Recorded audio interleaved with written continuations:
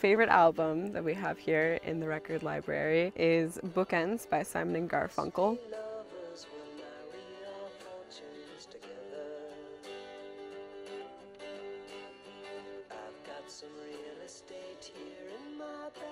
So you know how when you are around a person and you like being around them because you like the way that they see the world? That's how I feel about this album. This album I feel like is perpetual autumn or fall, and you're just sitting on a park bench or you're in an old library study room with dusty armchairs, and you're constantly with this sort of invisible companion.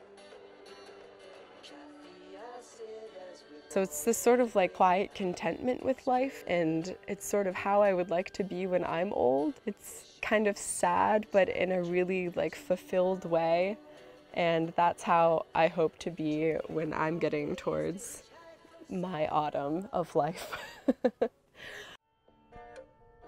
Favorite album? That's a hard question. I think anybody in radio would feel that way, you know. I picked Fleetwood Mac Rumors because every song on this album, it's just good, you know. You can listen to this thing all the way through. Like, I can always put this on and I won't offend myself by it. You know, there's some albums where I really want to like it and it won't work, and then there's some that just speak to me or just take me to a place where I listened to it the first time that I really like reliving again, and this is one of those albums. I don't know, Fleetwood Mac, their whole deal was like they all hated each other but they made really good music, you know? It speaks to that, like, you know, artistic sense of like we all hate each other, we can't stand each other, but we make really good music, and like here's an example of like, you know, just dealing with it because it's so good, you know? So Gold Dust Woman, definitely.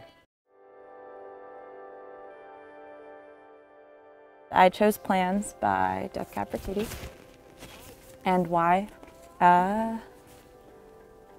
It was my first time experiencing a concept album about death that talked about it in terms that were ordinary and raw and not trying to make poetry out of it.